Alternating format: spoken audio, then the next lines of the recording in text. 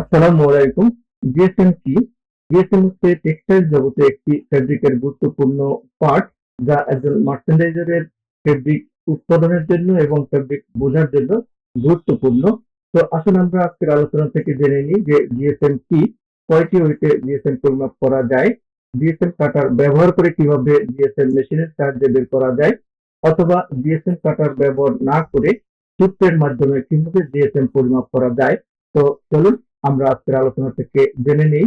আপনি যদি এখন আমার চ্যানেলটি সাবস্ক্রাইব করে না থাকেন তাহলে অবশ্যই আমার চ্যানেলটি সাবস্ক্রাইব করে রাখবেন এবং পাশে থাকা বেল বাটনে ক্লিক করে অল বাটনে প্রেস করে রাখবেন যাতে পরবর্তী ভিডিওর নোটিফিকেশন অটো পেয়ে যান।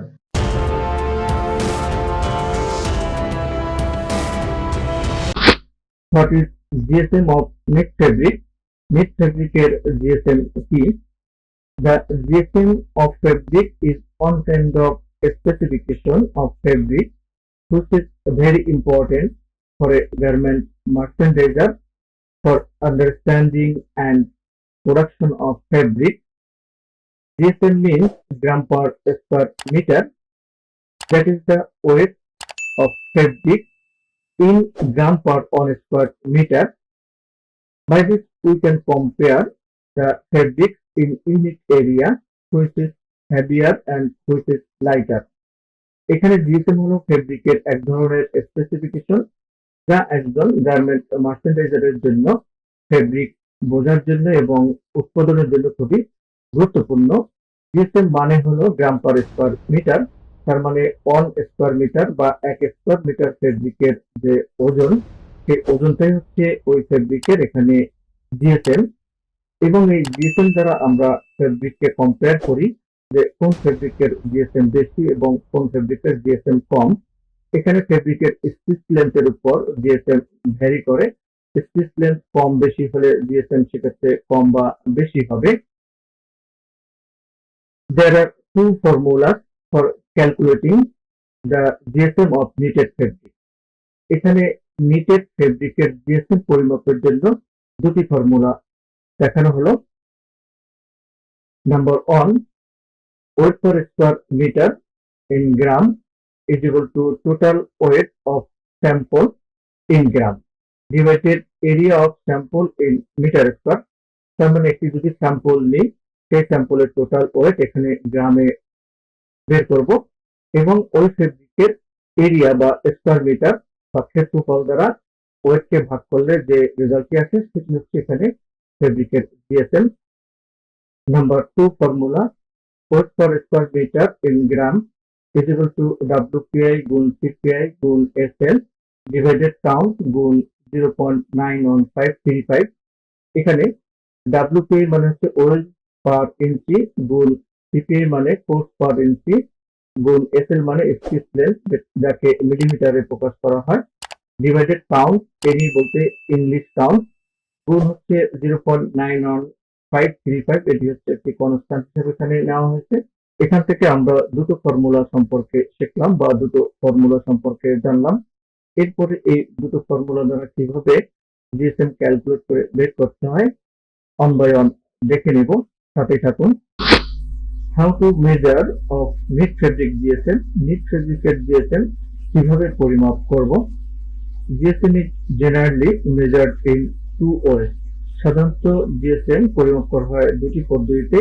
নাম্বার 1, ইউজিং জিএসএম কাটার, তার মানে জিএসএম কাটার ব্যবহার করে। Number 2, without using GSM cutter, GSM cutter ব্যবহার ছাড়াই। তো how to measure GSM using GSM cutter, GSM cutter ব্যবহার করে কিভাবে জিএসএম পরিমাপ করব। Measuring GSM is very easy using GSM cutter because the fabric is cut by the GSM cutter and put on the weight machine. The GSM calculation comes out.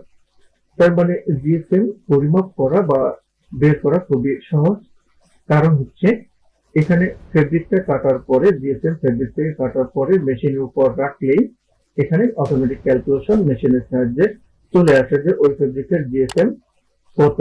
তাহলে এখানে GSM কাটার দ্বারা খুব সহজেই কিন্তু আমরা জিএসএম বের করে নিতে পারি। Let's see how to cut GSM from fabric and measure the GSM in machine. চলুন আমরা দেখে নিই যে ফেব্রিকে কিভাবে জিএসএম কাটা হয় এবং কিভাবে মেশিনে জিএসএম পরিমাপ করা হয়। এটি হচ্ছে কাটার মেশিন। এই জিএসএম কাটার মেশিনের নিচে প্লেটে ফেব্রিক রেখে আমি এখন হাতলে প্রেসার দেব। প্রেসার দিলেই কিন্তু এখানে সহজেই কিন্তু ফেব্রিক থেকে আমি জিএসএম কেটে নিলাম। এখানে দেখুন বৃত্তাকার সাইজের এখানে ফেব্রিক থেকে কাটা হবে। মেশিনের সাহায্যে কিন্তু জিএসএম কাটা খুবই সহজ। এখন আমি কাটার পরে এটি হচ্ছে জিএসএম মাপার মেশিন, এখানে রাখাই কিন্তু জিএসএম টি অটোমেটিক বের হয়ে আসে। এখানে দেখা যাচ্ছে 273, প্রথমটার ওয়েট আসছে 273। এখানে দেখুন জিএসএম পয়েন্টে কিন্তু চেক করা আছে। ফেব্রিকটি দেখলেই সরাসরি এখানে ওয়েটটি চলে আসবে। জিএসএম টি আমি সরাসরি পেয়ে যাচ্ছি এবং দ্বিতীয়টির জিএসএম এখানে 277। মাঝে মধ্যে ভেরিয়েশন হয়, যদি ফ্যান চলে একটা ফ্যানের বাতাসে ভেরিয়েশন হতে পারে বা একটু সব সুপার একুরেট জিএসএম নাও আসতে পারে, একটু লিটল বিট ভেরিয়েশন থাকতে পারে। তো এখানে দেখুন আমি 273 আর একটি 277। How to measure GSM without using GSM cutter. GSM cutter ব্যবহার ছাড়া কিভাবে জিএসএম পরিমাপ করা হয়। Need to take cut a two spot sizes sample fabric from the fabric. এখানে আমাদেরকে কিছু স্পট সাইজের স্যাম্পল ফেব্রিক কেটে নিতে হবে ফেব্রিক থেকে, যার দৈর্ঘ্য এবং প্রস্থ 12 সেন্টিমিটার বাই 12 সেন্টিমিটার হবে। এখানে আমি যে স্যাম্পল ফেব্রিক নিয়েছি এটি কিন্তু স্পট সাইজের আছে, উইথও 12 সেন্টিমিটার এবং লেন্থও কিন্তু 12 সেন্টিমিটার। তার মানে আমি যে স্যাম্পল ফেব্রিক এখানে নিব স্কোয়ার সাইজের, তার লেন্থ এবং উইথ স্কোয়ার সাইজের হতে হবে।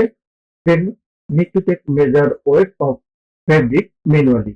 এরপরে যে আমি স্যাম্পল ফেব্রিক স্কোয়ার সাইজের নিব, এর ম্যানুয়ালি এর ওজন আমাদেরকে বের করে নিতে হবে। The sample area of the fabric should be taken out by multiplying the length and width of the fabric. এখানে ফেব্রিকের লেন্থ এবং উইথ গুণ করে আমাদেরকে স্যাম্পল ফেব্রিকের এরিয়া অবশ্যই বের করে নিতে হবে। Let's see how to measure GSM from fabric and measure the GSM by manually. চলুন আমরা দেখে নিই যে কিভাবে আমরা জিএসএম পরিমাপ করব ফেব্রিক থেকে এবং কিভাবে আমরা জিএসএম ম্যানুয়ালি বের করব। Calculation of GSM without using GSM cutter. GSM cutter ব্যবহার ছাড়া জিএসএম এর calculation. Weight in gram or GSM is equal to total weight of the sample in gram divided area of sample in meter square.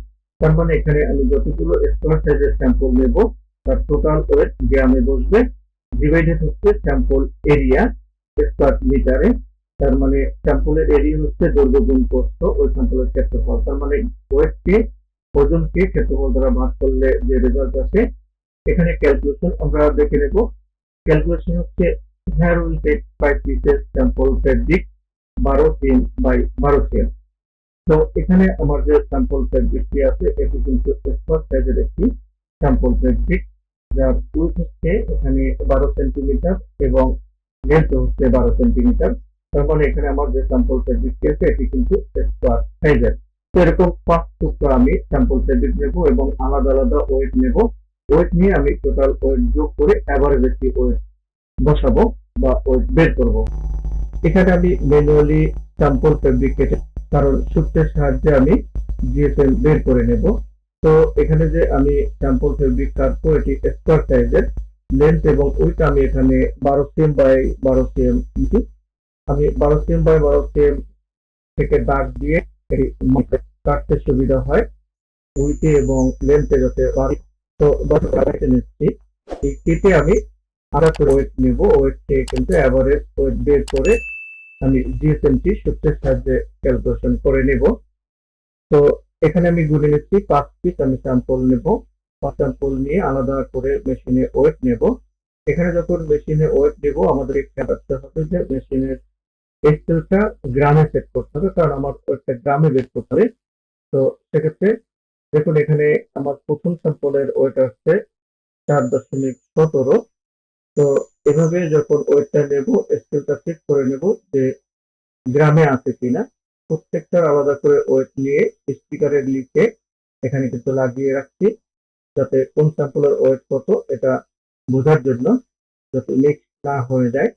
এভাবে প্রত্যেকটারই আমি প্রত্যেক স্যাম্পলেরই আলাদা করে wait নিয়ে নিচ্ছি আলাদা আলাদা।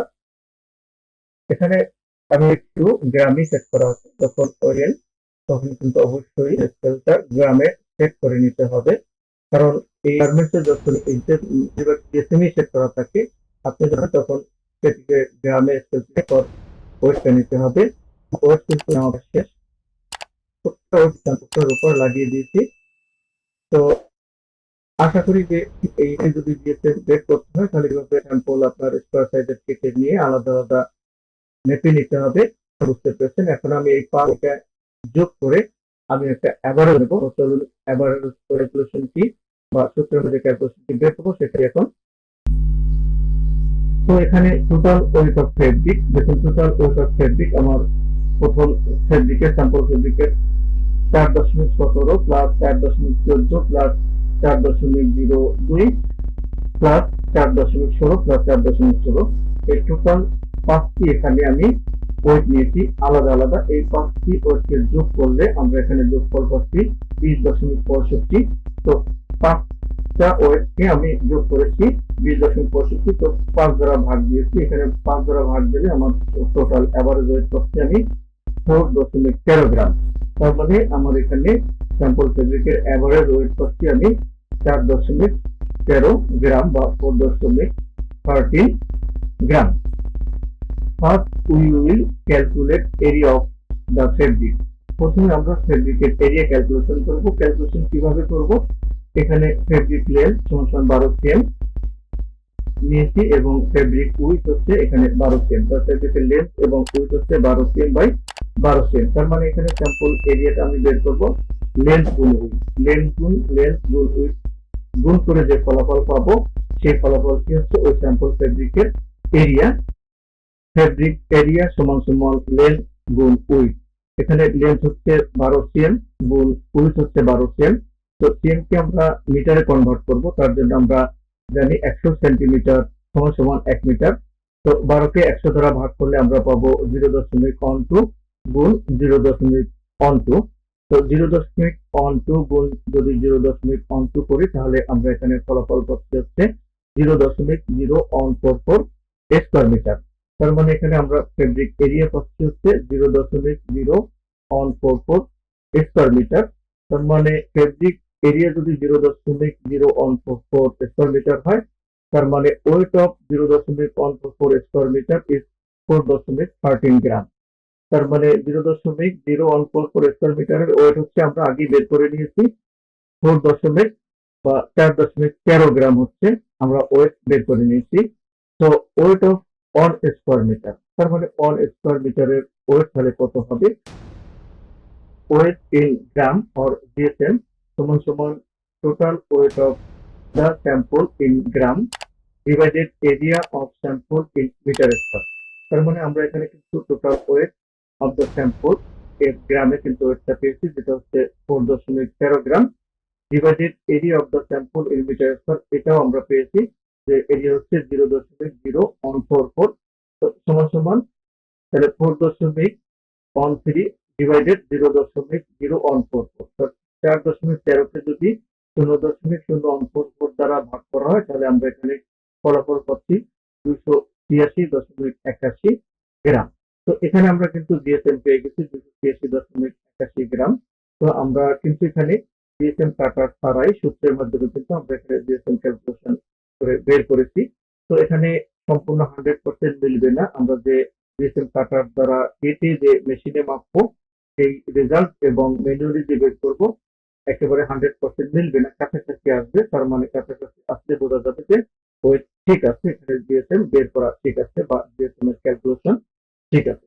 তার মানে আমরা কিন্তু ম্যানুয়ালি কিন্তু দুটো সূত্র দেখিয়েছি, দুটো সূত্রের মধ্যে একটা আমি বের করে দেখিয়েছি যে এখানে জিএসএম বের করা ম্যানুয়ালি সম্ভব। এখন আমরা সেকেন্ড সূত্রের মাধ্যমেও দেখবো যে জিএসএম কিভাবে ক্যালকুলেশন করে বের করতে হবে। Another formula for calculating the GSM, GSM বের করার জন্য অন্য যে সূত্রটি GSM সমান WPI গুণ PPI গুণ SL ডিভাইডেড কাউন্ট গুণ হচ্ছে 0.91535। এখানে এসএল হচ্ছে স্ট্রেন্থ, যা মিলিমিটারে প্রকাশ করা হয়। এখানে এনি হচ্ছে ইংলিশ ফাউন্ড।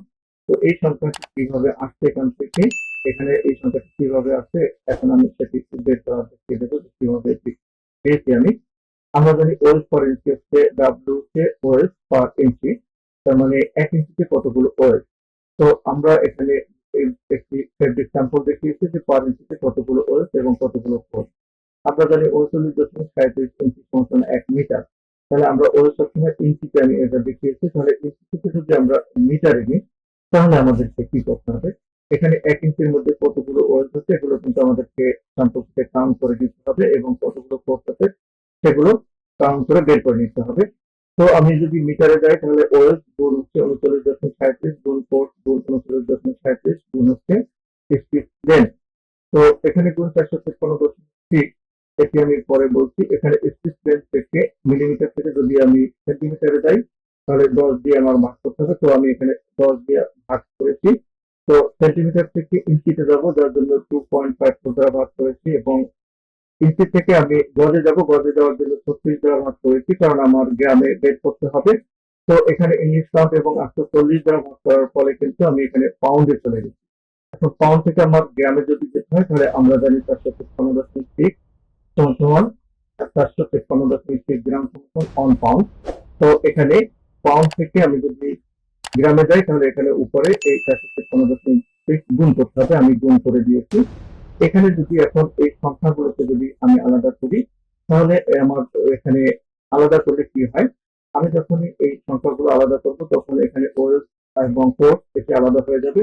তো ওয়েলস গুণ কোর্স গুণ স্টেম, এখানে সংখ্যাগুলোকে আমি আলাদা সাইড করে নিয়েছি, এবং নিচেও ইংলিশ টার্ম গুণ হচ্ছে সংখ্যাগুলো আলাদা করে নিয়েছি। তাহলে উপরের সংখ্যাগুলোর গুণফলকে যদি নিচের সংখ্যাগুলোর গুণফল দ্বারা ভাগ করি, তাহলে আমরা এই রেজাল্টটি পাবো। তো এই রেজাল্টটি আমরা ক্যালকুলেটর দিয়ে কিন্তু ক্যালকুলেশন করে দেখতে পারি। আমরা এখন উপরের সংখ্যাগুলোর গুণফলকে নিচের সংখ্যাগুলোর গুণফল দ্বারা ভাগ করে ক্যালকুলেশনটি আমরা দেখে নেব।